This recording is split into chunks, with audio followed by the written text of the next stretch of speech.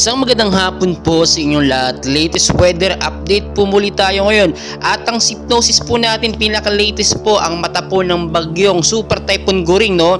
Ay muli nga pong namataan na may estimated po na layo nga po 95 kilometers east of northeast of Kasiguran, Aurora po. At ang hangin po niya ngayon, ito na po ang sinasabi natin, pumalo na nga po ngayon sa 215 kilometers per hour po, malapit pa rin po sa sentro. Super Typhoon category na po ito ngayon at ang kanyang bugso po ay pumapalo na po ngayon sa 240 kilometers per hour.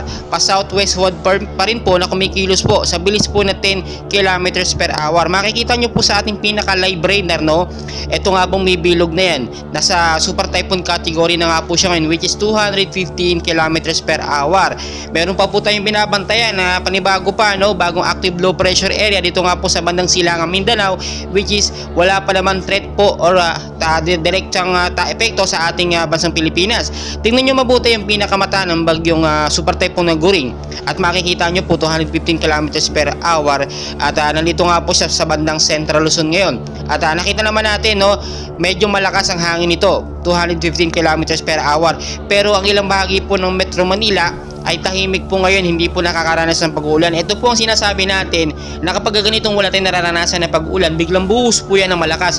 Ina-expect po natin yan madalas tuwing hapon po, sa gabi at sa madaling araw.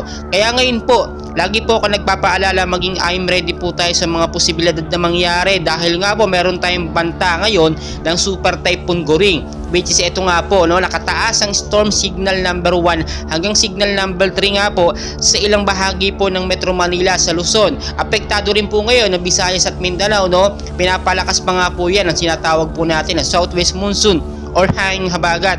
Ina-expect din po na next week pa po aalis ng Philippine Area of Responsibility. Ito nga pong si Super Typhoon Goring, no? Makikita nyo ba sa ating isang pinaka live track, no?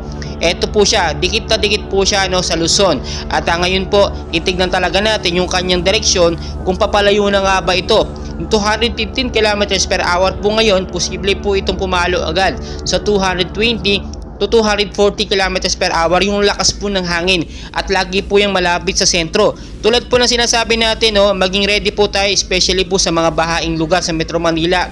Dapat po maging babala na po ito sa atin ngayon.